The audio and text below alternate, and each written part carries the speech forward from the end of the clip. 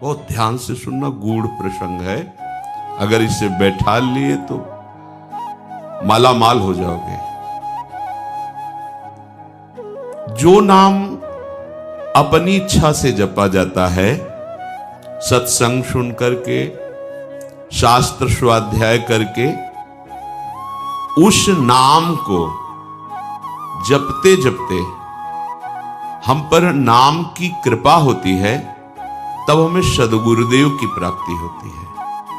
और जब गुरु प्रदत्त नाम होता है, वो शबीज नाम होता है। गुरु के श्रीमुख से निकला हुआ जो नाम है, जब हम विधि पूर्वक गुरु आज्ञा में रह करके उस नाम का जप करते हैं, गुरु आज्ञा में रह करके, तब उसके अंदर नाम की शक्ति जागृत होती है।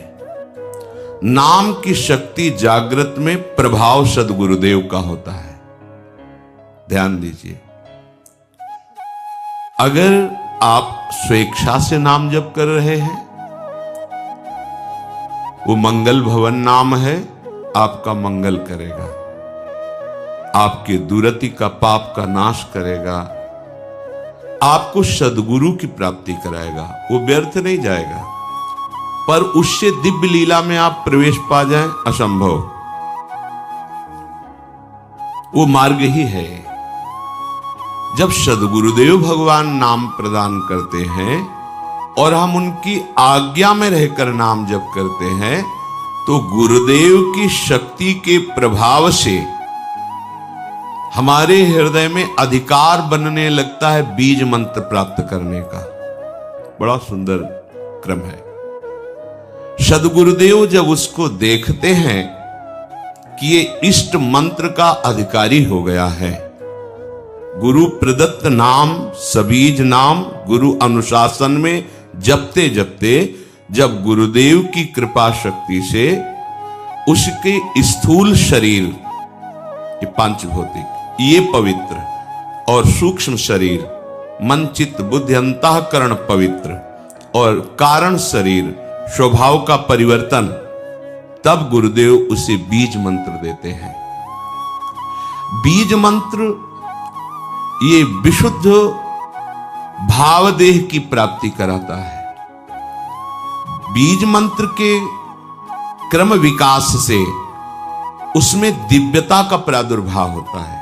क्रम विकास से आप कितना अधिक मंत्र में तन्मय हो रहे, कितना अनुशासन से युक्त हैं, कितनी पवित्रता का निर्वाह कर रहे हैं, कितनी आपके अंदर एकाग्रता है, कितनी देर मंत्र में टिकते हैं, उसके अनुसार देह एवं मन की सारी मलिनता दूर हो जाती है और बीज मंत्र से सिद्ध स्वरूप का उदय होता है। उस उपासक के हृदय में भावदेह जिसे कहते हैं। मंत्र सिद्धि आचार्य परंपरा से है। आपको मंत्र सिद्ध करने की जरूरत नहीं है, सिद्ध मंत्र है। इस मंत्र में प्रियता, अधिक समय तक टिके रहना, बहुत समय तक निज मंत्र ही चल रहा है, इससे आपकी पहले भूत शुद्धि होगी, पंचभूत आपके शुद्ध होंगे जिनसे शरीर रचा है। फिर चित्त शुद्ध होगा, इसके बाद स्वभाव शुद्ध होगा आपका। वो स्वभाव ही जहां शुद्ध हुआ, तहां भावदेह का अनुभव होने लगेगा। बीज मंत्र से, निज मंत्र से उस समय किसी भी अभाव की स्मृति नहीं रहती। अभाव, न उसे मोक्ष चाहिए, न सिद्धियां, कोई अभाव नहीं। सोचो कैसी स्थिति। जिस समय स्वभाव शुद्ध हुआ, पहले भूत शुद्धि, चित्त शुद्धि, स्वभाव शुद्धि, अब जो भाव का प्रादुर्भाव हुआ, तो यहां कोई भी अभाव नहीं है। किसी भी तरह की कोई चाह, कोई कामना, कोई पद प्रतिष्ठा, कुछ नहीं। ये अवस्था यद्यपि सिद्धावस्था के अंतर्गत मानी जाती है, परंतु इस प्रेम मार्ग की इस अवस्था में माता के गर्भ से उत्पन्न मलिन देह से प्रवेश नहीं हो सकता। इस देह का राग जब तक है, इसमें जब तक अपनापन है, तब तक आपका निकुंज रस में देखो कहा है, गुरु प्रदत्त नाम जप से मंत्र का अधिकार, मंत्र से समस्त भूतों की शुद्धि, स्वभाव तक की शुद्धि। अब भाव देह का प्रादुर्भाव, माता के गर्भ से उत्पन्न हुए देह से प्रवेश नहीं है, भाव देह से, गुरु प्रदत्त मंत्र से उप्रगट हुआ जो देह है उससे। बनिता पुरुष भाव मिट जाए, सेवे ललितादिक के भाए। मानसी गढ़े चित्त, उसके चित्त में ही अनुभव होने लगता है अपने दिव्य देह का, चिदानंदमय देह का। फिर वो मानो राजमार्ग पे खड़ा हो गया, राजमार्ग जैसे बना हुआ जीटी रोड। अब आंख मूंद के दौड़ने पर भी गिरने की संभावना नहीं, अब संभावना खत्म, माया अब उसको स्पर्श भी नहीं कर सकती। भगवत भजन की ये माइक अशुद्धि को दूर करके दिव्य देह भाव देह की अभिव्यक्ति जब तक नहीं है तब तक लीला में प्रवेश नहीं होता। छिन छिन बिहरत संग ये अनुभव नहीं होता। अब भावदेह में जो सेवा होती है, जो सुमिरन होता है, जो भजन होता है, वो है भजन। तो इस भजन से उस भजन की प्राप्ति, भजन से भजन की मांग, ये होगा गुरु प्रदत्त मार्ग से ही, ऐसे नहीं हो सकता। विधि मार्ग की नियमबद्धता इस उपासना में दृढ़ करेगी। ये चैतन्य मंत्र अंदर जाकर के आपकी भावना को सार्थक करता चला जाएगा।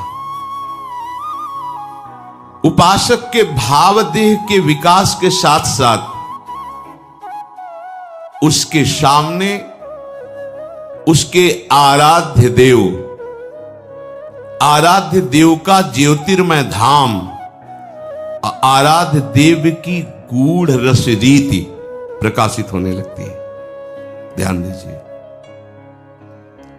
पर ये जान लेना चाहिए कि ये बात उसी के लिए है जो गुरु प्रदत्त बीज मंत्र का अनुष्ठान कर रहा है, निरंतर अनुशासन में रह करके। ये मंत्र वाच्य वाचक अभेद स्थिति पैदा कर देता है, अर्थात ये निज मंत्र ही नवनिवृत्त निकुंज विलासी युगल सरकार और उनकी आंतरिक प्रीति, मन मन की रुचि जानी, ये सामर्थ्य प्रदान करता है। गुरु प्रदत्त बीज मंत्र जब पवित्र साधक के हृदय रूपी खेत में पड़ता है तो इष्ट रूपी फसल तैयार हो जाती है। इसी बीज से वृक्ष का प्रादुर्भाव होता है, निकुंज का। गुरु प्रदत्त मंत्र में प्राणों से भी अधिक जिसे प्यार है वही इसको प्राप्त कर पाता है। इस बीज मंत्र से प्राकृतिक जितनी भी सृष्टि है सबसे स्वाभाविक अरुचि पैदा हो जाती है और उसमें गुरु शक्ति का आधान होते ही इष्ट का स्वरूप प्रकाशित हो जाता है। नाम नामी जैसे अभेद है वैसे ही मंत्र और निकुंज अभेद है। इस उपासना की विशेषता यही है, गुरु अनुशासन में रहकर उपासना करना। ज्योतिर्मय धाम, ज्योतिर्मय रूप, ज्योतिर्मय लीला, अब ये भजन का प्रभाव प्रकाशित हुआ। वो उपासक भले दिखाई देता है शरीर में है, पर वो शरीर में रहते हुए भी शरीर में नहीं रहता। वो अपने ज्योतिर्मय धाम में धामी श्यामा श्याम की नित्य सेवा में अपने भाव देश से रहता है। शरीर छूटे या बना रहे इससे कोई फर्क नहीं पड़ता। शरीर रहते ही वो इस अवस्था को प्राप्त हो जाता है। ये प्रेम की चरम अवस्था है। अब ऐसे महापुरुष में और इष्ट में बिल्कुल कोई अंतर नहीं रह जाता। विगलित होकर के एकीभूत हो जाता है। अब वो रस स्वरूप हो जाता है। जो उपासक उपासना की इस सोपान स्थिति पर होता है वो रस स्वरूप, रसमय हरिवंश, परम परमाक्षर, वो नाम के प्रभाव से स्वयं नाम का फल उसके हृदय में जो प्रकाशित हुआ तो वो फल स्वरूप ही हो गया, रस स्वरूप, रसमय हो गया। ये प्रेम की महाअद्वैत स्थिति है।